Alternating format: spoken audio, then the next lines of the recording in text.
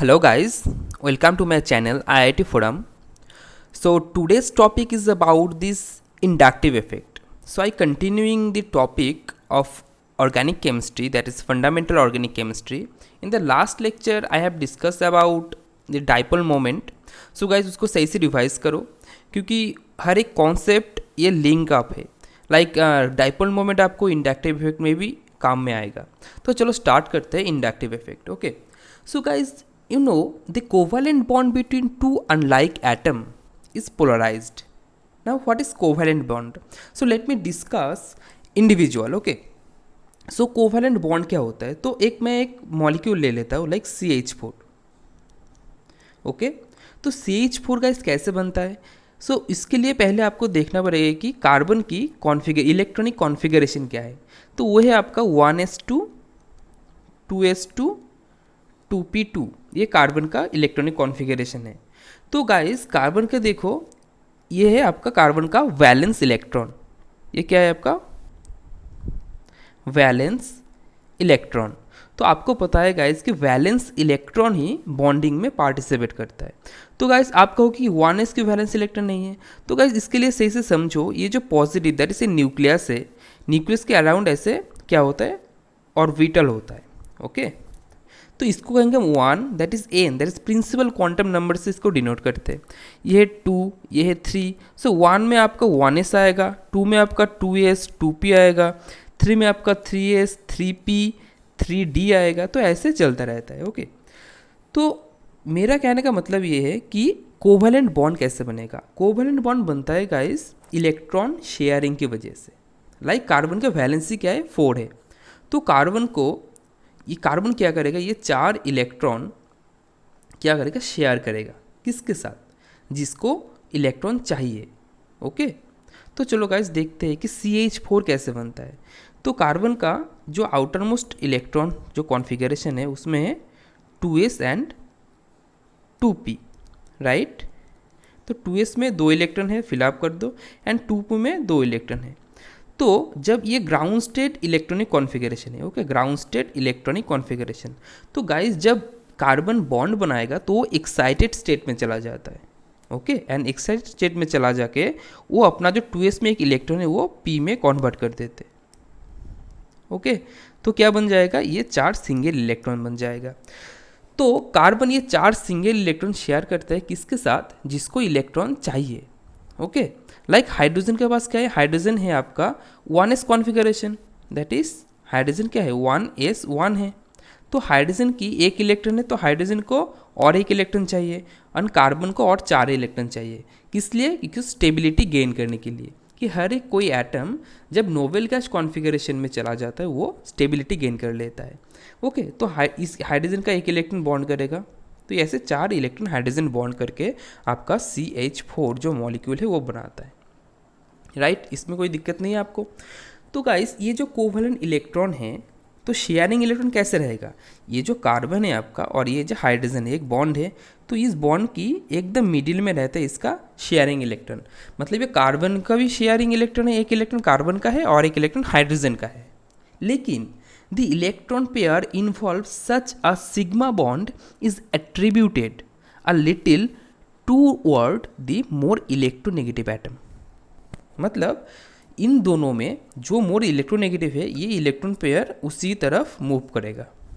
Okay, तो guys आपको मैं एक सही एग्जांपल देके समझाता हूँ.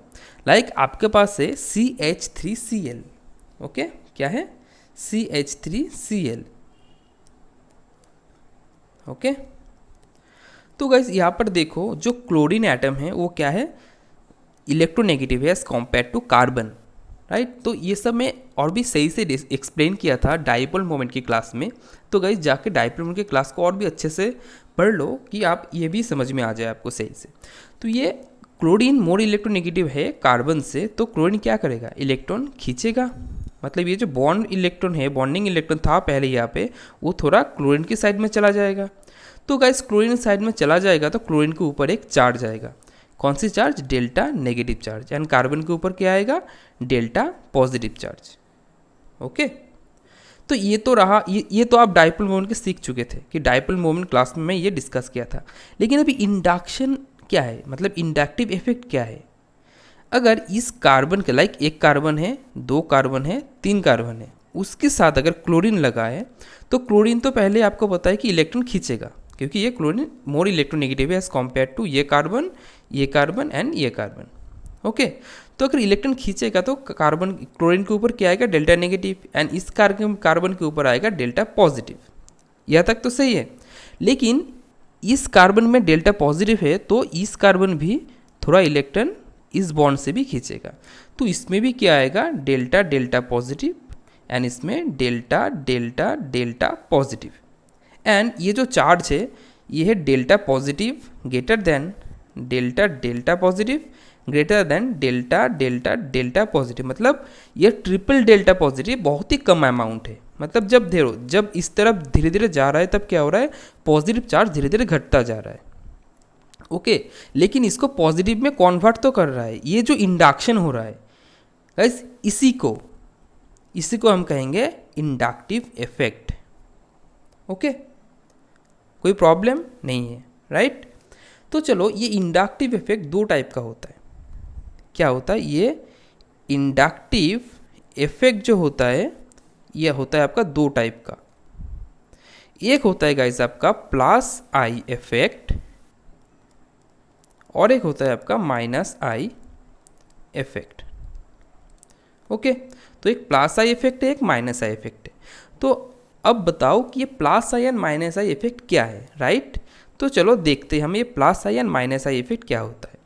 तो गाइस एक कार्बन है, उसके साथ चलो मैं एक से एक एटम ले लिया। ओके, इस एक्स जो एटम है इसके ऊपर डिपेंड करेगा कि ये इलेक्ट्रॉन खींचेगा या इलेक्ट्रॉन पुश करेगा, राइट। इस एक्स के ऊपर डिपेंड करेगा वो। ओके, तो चलो देखते हैं हम, अगर ये एक्स अगर इलेक्ट्रॉन विथड्रॉइंग है, मतलब इलेक्ट्रॉन खींचेगा अगर विथड्रॉइंग, तो क्या करेगा, इलेक्ट्रॉन खींचेगा। तो इसको हम कहेंगे हम माइनस आई इफेक्ट। ओके, कोई प्रॉब्लम नहीं है। तो अगर ऐसे सी एक्स और एक बॉन्ड है जहाँ पे एक्स क्या है आपका, एक्स है आपका electron donating group. Okay, electron donating group, तब क्या करेगा, एक्स इलेक्ट्रॉन इस कार्बन को देगा, तो कार्बन के ऊपर आ जाएगा डेल्टा नेगेटिव एंड इसमें आ जाएगा डेल्टा पॉजिटिव। ओके, तो जब कार्बन के ऊपर डेल्टा नेगेटिव आएगा तब इसको हम कहेंगे प्लस आई इफेक्ट, मतलब जो इलेक्ट्रॉन डोनेट करता है उसको हम कहेंगे प्लस आई इफेक्ट और प्लस आई ग्रुप। ओके, तो चलो मैं आपको कुछ लिस्ट बना देता हूँ कि प्लस आई ग्रुप कौन सा है एंड माइनस आई ग्रुप कौन सा है, और आपको कमेंट बॉक्स में लिखना होगा कि ये जो मैं लिस्ट आउट किया plus I groups and minus I group, इसका ये plus I and minus I property show करने की रीज़न क्या है। ओके, तो इसको सही से समझो। तो मैं देता हूँ आपको, लिस्ट आउट कर देता हूँ कि plus I and minus I effect कौन कौन दिखाता है। ओके, तो चलो पहले मैं देता हूँ प्लस आई ग्रुप्स, तो इसको नोट करना सही से। तो ये होता है गाइस आपका O minus, okay, CO2 minus, CH2, CH3, ये सब जो ग्रुप होता है गाइस, ये होता है आपका electron donating group, that is plus I group. And minus I group क्या है, माइनस आई ग्रुप है आपका इलेक्ट्रॉन विथड्रॉइंग ग्रुप।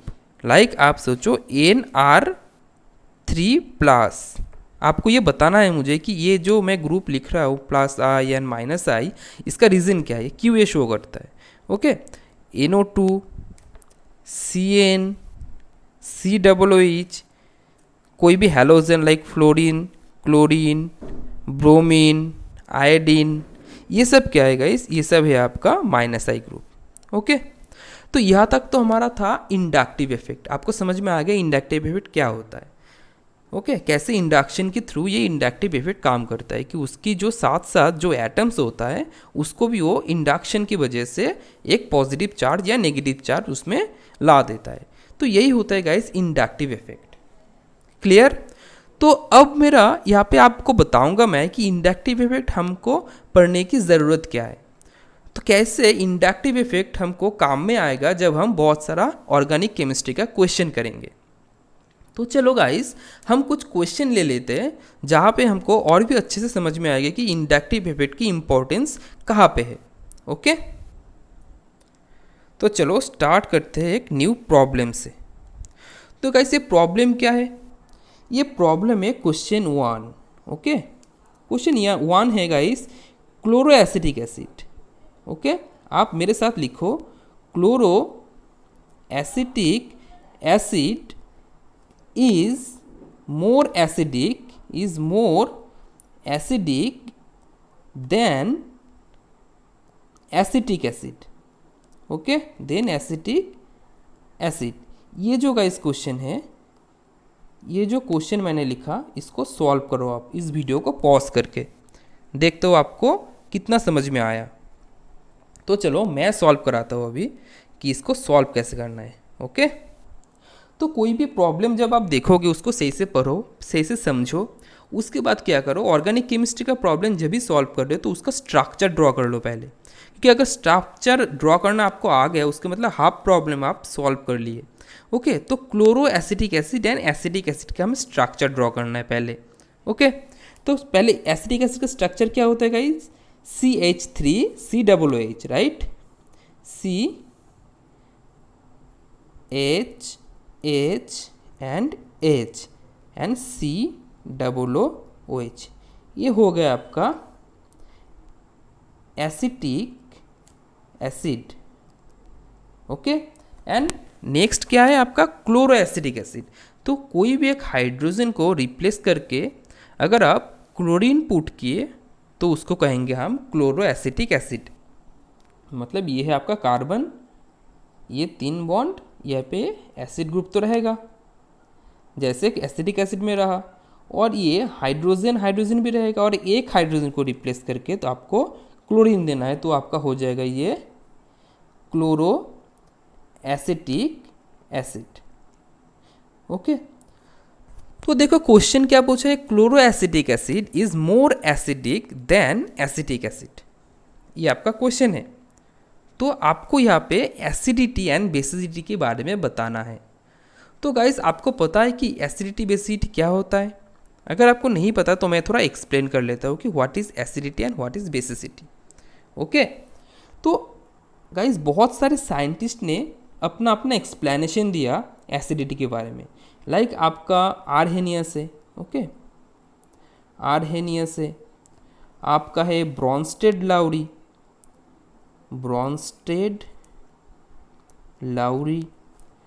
आपका है लुईस एसिडिटी है, आपका और भी है लाइक सॉल्वेंट सिस्टम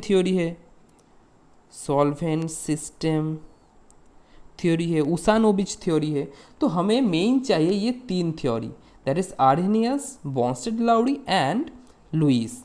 इन तीनों कॉन्सेप्ट को हमें अच्छे से पढ़ना है। तो गाइस चलो मैं आपको पहले समझा देता हूँ कि ये साइंटिस्ट ने एसिडिटी एंड बेसिसिटी कैसे एक्सप्लेन किया है।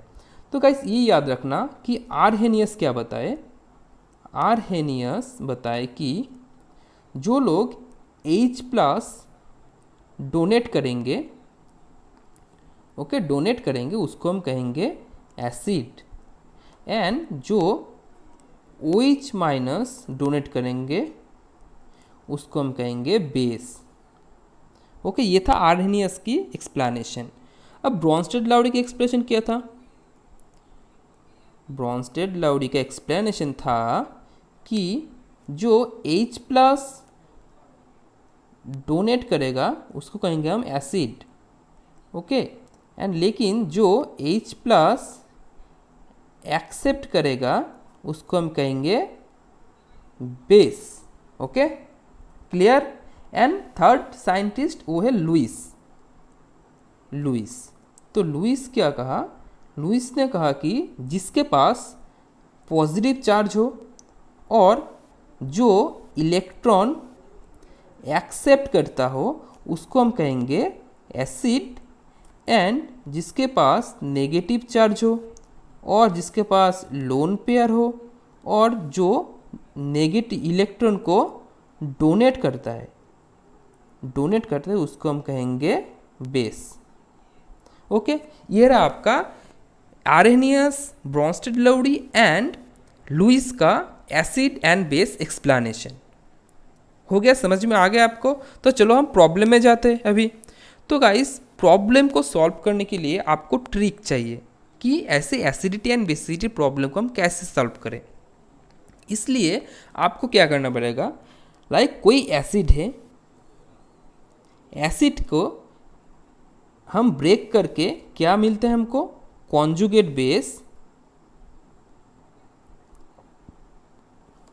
Plus H plus. And base क्या होता है, बेस H प्लस को एक्सेप्ट करके जो बनाता है वो होता है कॉन्जुगेट एसिड। तो गाइस, ये conjugate acid and conjugate base, okay, ये कॉन्जुगेट एसिड एंड ये कॉन्जुगेट बेस, इन दोनों की स्टेबिलिटी से हम बोल सकते हैं वो उसका एसिडिटी एंड बेसिसिटी कैसे चेंज होगा। ओके, तो ये कॉन्जुगेट बेस की जो स्टेबिलिटी है वो अगर इंक्रीज हो गया तो उसका एसिडिटी भी इंक्रीज हो जाएगा। क्यों? क्योंकि एसिड तभी कॉन्जुगेट बेस बनाएगा जब उसका कॉन्जुगेट बेस स्ट्रांग हो, नहीं तो वो कॉन्जुगेट बेस कभी नहीं बनाएगा। अगर अपने में ही बहुत स्ट्रांग है वो, तो कॉन्जुगेट बेस कभी नहीं बनाएगा। ओके, तो अगर कॉन्जुगेट बेस स्ट्रांग हुआ उसका, स्टेबल हुआ उसका, तभी वो कॉन्जुगेट बेस बनाएगा एंड H प्लस को रिलीज करेगा, राइट। सिमिलरली बेस का क्या होता है, कॉन्जुगेट एसिड, राइट। क्या होता है, कॉन्जुगेट एसिड होता है। इस कॉन्जुगेट एसिड का स्टेबिलिटी जितना इंक्रीज होगा उसका बेसिसिटी भी क्या होगा, इंक्रीज होगा। तो आ गया समझ में आपको कि एसिडिटी एंड बेसिसिटी हमें कैसे सॉल्व करना है। तो हम डायरेक्ट जो क्वेश्चन मैंने दिया था उसमें जाएंगे कि chloro acidic acid and acidic acid में। तो चलो पहले एसिडिक एसिड को लिखते हैं, CH3COOH। एसिडिक एसिड ब्रेक करके क्या बनेगा, CH3COO minus plus H plus. Okay, and chloro acidic acid मतलब ClCH2COOH, ये ब्रेक करके बनेगा ClCH2COO minus plus H plus. तो गाइस, ये है आपका कॉन्जुगेट बेस, यानी ये है आपका कॉन्जुगेट बेस। ओके, तो हमें एसिडिटी देखने के लिए क्या देखना पड़ेगा, कॉन्जुगेटिव बेस का स्टेबिलिटी देखना पड़ेगा। तो गाइस, आप ये सही से याद रखना कि कोई भी नेगेटिव चार्ज हो या पॉजिटिव चार्ज हो, ये ऑलवेज क्या होता है, अनस्टेबल होता है। कोई भी चार्ज स्पीसीज क्या होता है, अनस्टेबल होता है। ओके, तो इसको स्टेबल करने के लिए हम क्या करना होता है, इसको न्यूट्रल करना होता है।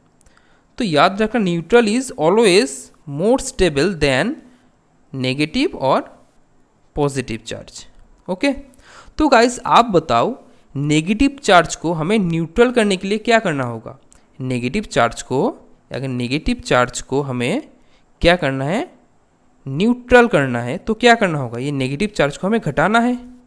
जितना नेगेटिव चार्ज कम होगा वो धीरे धीरे न्यूट्रल होते जाएगा। तो नेगेटिव चार्ज कैसे घटाएं हम, अगर कोई इलेक्ट्रॉन को विथड्रॉ कर ले तभी नेगेटिव चार्ज कम हो जाएगा। आपको समझ में आ रहा है मैं कैसे लिंक कर रहा हूँ इंडक्टिव इफेक्ट से ये वाला प्रॉब्लम को, तो सही से समझो। एंड गाइस, पॉजिटिव चार्ज जो होता है उसको अगर मैं न्यूट्रल करना चाहता हूँ तो क्या करना होगा, तो उसका नेगेटिव चार्ज को हमें घटाना होगा।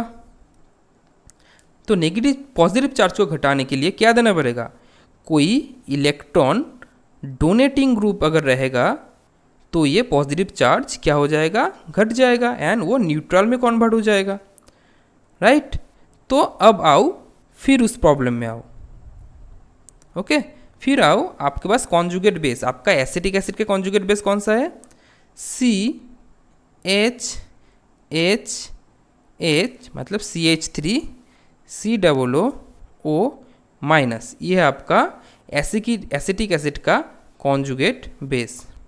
तो देखो यहाँ पे नेगेटिव चार्ज है, राइट, एंड ये नेगेटिव चार्ज है, लेकिन यहाँ पे क्या है, CH3 ग्रुप है।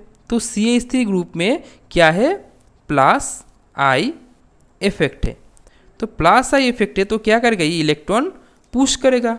अगर इलेक्ट्रॉन पुश किया इस तरफ तो नेगेटिव चार्ज क्या होगा, नेगेटिव चार्ज इंक्रीज हो जाएगा। अगर नेगेटिव चार्ज इंक्रीज हो गया तो स्टेबिलिटी क्या होगा, स्टेबिलिटी डिक्रीज हो जाएगा, क्योंकि neutral is more stable then negative और पॉजिटिव। तो अगर नेगेटिव ना घट के उल्टा इंक्रीज हो गया तो स्टेबिलिटी भी डिक्रीज हो जाएगा, राइट। लेकिन अब आओ नेक्स्ट में, कौन सी में, क्लोरो एसिटिक एसिड में आओ आप, कि CHClHCOO माइनस। तो ये क्या है, क्लोरो एसिटिक एसिड का कॉन्जुगेट बेस है। तो देखो यहाँ पे जो क्लोरीन है, राइट, यहाँ पे जो गाइस आपका जो क्लोरीन है वो क्या है, माइनस आई इफेक्ट शो करता है। माइनस आई इफेक्ट मतलब इलेक्ट्रॉन को खींचना इलेक्ट्रॉन को। अगर इलेक्ट्रॉन को खींच रहा है मतलब नेगेटिव चार्ज जो है, नेगेटिव चार्ज को वो डिक्रीज कर रहा है, मतलब घटा रहा है। तो स्टेबिलिटी क्या हो जाएगा, तो स्टेबिलिटी हो जाएगा उसका इंक्रीज। तो अब गाइस आपको पता चला कि एसिटिक एसिड का, ये जो एसिटिक एसिड है इसका जो कॉन्जुगेट बेस है, यानी ये क्लोरो एसिटिक एसिड का जो कॉन्जुगेट बेस है, तो आप यहाँ पे लिखो conjugate base of chloro acetic acid is more stable then acetic acid. इसलिए आपका एसिडिटी क्या होगा, एसिडिटी आपको बताया मैं पहले ही कि कॉन्जुगेट बेस अगर ज़्यादा स्टेबल होगा उसका एसिडिटी भी ज़्यादा होगा। तो chloro acetic acid is more acidic as compare to acetic acid. आ गया समझ में आपको, कोई दिक्कत नहीं है, अच्छे से एक्सप्लेन कर दिया मैंने। तो इस वीडियो को पूरा देखो, फिर से देखो, अगर समझ में नहीं आया तो इंडक्टिव इफेक्ट का एक तो मैं एसिड का प्रॉब्लम सॉल्व कर दिया। चलो दूसरा एक प्रॉब्लम सॉल्व करते हैं कि बेस का, तो आपको दोनों का आइडिया लग जाएगा, राइट। तो सेकेंड क्वेश्चन है हमारा बेसिसिटी का। तो आपको बताया कि methyl amine is more basic than trifluoromethylamine. Okay, क्या है ये, ट्राइफ्लोरोमिथाइलएमीन। ओके, ये है आपका प्रॉब्लम। तो गाइस कोई भी प्रॉब्लम सॉल्व करने से पहले मैं आपको बताया कि क्वेश्चन को सही से पढ़ो पहले। ओके, तो पहले क्या करना है, हमें स्ट्रक्चर ड्रॉ करना है। तो मिथाइल एमीन का स्ट्रक्चर क्या है, मिथाइल मतलब CH3 ग्रुप, एंड एमीन मतलब आपका NH2 ग्रुप। ओके, ये हो गया आपका मिथाइल एमीन। एंड सेकेंड क्या है आपका, ट्राइफ्लोरोमिथाइलएमीन। तो ट्राइफ्लोरो मतलब 3 हाइड्रोजन को रिप्लेस करके 3 फ्लोरीन ऐड हो जाएगा, ये ट्राइफ्लोरोमिथाइलएमीन। ओके, क्या ये ट्राइफ्लोरोमिथाइलएमीन। ओके, तो गाइस यहाँ पे बेसिसिटी आएगा किस बेसिस में, लुईस साइंटिस्ट जो लुईस है उन्होंने जो बेसिसिटी बताया उसी के हिसाब से ये बेसिसिटी होगा, या तो आर्हेनियस की हिसाब से भी हो सकता है। तो आपको देखना है कि कौन सी फैक्टर से आप इसको एक्सप्लेन करोगे। तो एक्सप्लेन 2 टाइप से कर सकते हो, एक तो आप आर्हेनियस से कर सकते हो, दूसरा तो आप लुईस से कर सकते हो। तो चलो मैं आपको दोनों ही बता दूंगा, ठीक है। तो पहले हमने जो सीखे है कि आर्हेनियस से कैसे एक्सप्लेनेशन करना है वो हम देखेंगे। तो गाइस आर्हेनियस के हिसाब से बेस कौन है, जो OH- देते हैं, राइट। लेकिन यहाँ पे कोई OH- नहीं है, तो यहाँ पे हम देखेंगे कि ब्रॉन्स्टेड लाउरी क्या बताया कि H+ जो एक्सेप्ट करता है उसको हम क्या कहते हैं, उसको हम कहते हैं बेस, एंड H+ जो डोनेट करते हैं उसको हम कहते हैं एसिड। तो चलो पहले हम क्या बनाएंगे इसमें, CH3NH2, ओके। तो नाइट्रोजन का लोन पेयर होता है। तो ये अगर H+ एक्सेप्ट करेगा, H+ को अगर एक्सेप्ट करेगा तो क्या बनाएगा, CH3NH3+ बनाएगा, राइट। तो गाइस ये क्या हो गया, ये होगा इसका कॉन्जुगेट एसिड हो गया। अब आओ इसमें CF3NH2 अगर H+ को एक्सेप्ट करेगा, कहाँ से एक्सेप्ट करेगा, नाइट्रोजन के लोन पेयर से, तो क्या बनाएंगे, CF3NH3+। तो ये हो गया आपका कॉन्जुगेट एसिड, राइट। ये हो गया आपका कॉन्जुगेट एसिड। तो कॉन्जुगेट एसिड की स्टेबिलिटी जितना इंक्रीज होगा उतना बेसिसिटी भी इंक्रीज होगा। मतलब कॉन्जुगेट एसिड जितना स्टेबल होगा उतना उसका बेसिसिटी क्या होगा, इंक्रीज करेगा। तो देखते हैं हम इन दोनों में किसका कॉन्जुगेट बेस ज़्यादा स्टेबल है। तो पहले आओ मिथाइल एमिन की कॉन्जुगेट बेस में देखो, यहाँ पे जो मिथाइल ग्रुप है उसमें क्या है, +I इफेक्ट। तो +I इफेक्ट मतलब क्या है, इलेक्ट्रॉन डोनेट करेगा। एंड CF3 में क्या है, फ्लोरीन इलेक्ट्रोनेगेटिव है, तो ये क्या है, -I इफेक्ट। तो माइनस इफेक्ट मतलब क्या है, इलेक्ट्रॉन पूल करेगा, ओके। तो गाइस यहाँ पे देखना है पॉजिटिव चार्ज की स्टेबिलिटी। तो पॉजिटिव चार्ज की स्टेबिलिटी के लिए क्या करना होगा, पॉजिटिव चार्ज को घटाना होगा हमें। तो अगर पॉजिटिव चार्ज घट जाएगा तो स्टेबिलिटी क्या हो जाएगा, स्टेबिलिटी आपका इंक्रीज हो जाएगा। तो देखो मिथाइल एमिन में इलेक्ट्रॉन पुश कर रहा है, इलेक्ट्रॉन पुश कर रहा है मतलब इलेक्ट्रॉन पॉजिटिव को दे रहा है। तो अगर इलेक्ट्रॉन पॉजिटिव को देगा तो इसका पॉजिटिव चार्ज क्या हो जाएगा, डिक्रीज हो जाएगा, है कि नहीं, पॉजिटिव डिक्रीज हो जाएगा। लेकिन आप ट्राईफ्लोरो जो एमिन है, ट्राईफ्लोरो मिथाइल एमिन, उसमें देखो इलेक्ट्रॉन क्या कर रहा है, पूल कर रहा है। तो इलेक्ट्रॉन पूल करेगा तो ये पॉजिटिव चार्ज जो ये क्या हो जाएगा, उल्टा इंक्रीज हो जाएगा, क्योंकि जितना इलेक्ट्रॉन बॉन्ड में था वो भी उसने पूल कर लिया, तो ये पॉजिटिव इंक्रीज हो जाएगा। तो पॉजिटिव इंक्रीज हो जाएगा मतलब इसका स्टेबिलिटी क्या होगा, डिक्रीज हो जाएगा, ओके। एंड मिथाइल एमिन की स्टेबिलिटी क्या होगा, इंक्रीज हो जाएगा। So that is why the conjugate base, that is conjugate acid of methyl amine is more stable than trifluoromethyl amine. That is why methyl amine is more basic as compared to trifluoromethyl amine से। आ गया समझ में आपको, कोई problem नहीं है, okay. तो ये दोनों एक्सप्लेनेशन था मेरा इंडक्टिव इफेक्ट से। तो इंडक्टिव इफेक्ट जनरली ये सब प्रॉब्लम को सॉल्व करने में बहुत ही काम का है। तो गाइज आप लेक्चर को आई थिंक समझ में आ गया सब आपको। अगर समझ में नहीं आया तो लेक्चर को दोबारा सुनो। तो ये हो गया मेरी इंडक्टिव इफेक्ट, मैंने ख़त्म कर लिया। तो फंडामेंटल ऑर्गेनिक केमिस्ट्री में मैं जो बोला था आपको, जो लिस्ट आउट किया था कि कौन से टॉपिक ख़त्म करूँगा, लाइक आपका डायपोल मोमेंट मैंने ख़त्म कर दिया, मैंने इंडक्टिव इफेक्ट को इस लेक्चर में ख़त्म कर दिया। नेक्स्ट में आऊँगा आपका हाइपर कॉन्जुगेशन, रेजोनेंस, इस सब में आऊँगा। तो इस पूरा लेक्चर सीरीज़ को ध्यान से सुनना, तो आपका फंडामेंटल ऑर्गेनिक केमिस्ट्री का जो कॉन्सेप्ट है वो बहुत ही अच्छे से क्लियर हो जाएगा। ठीक है guys, so thank you for watching this video, we will see in my next video, okay.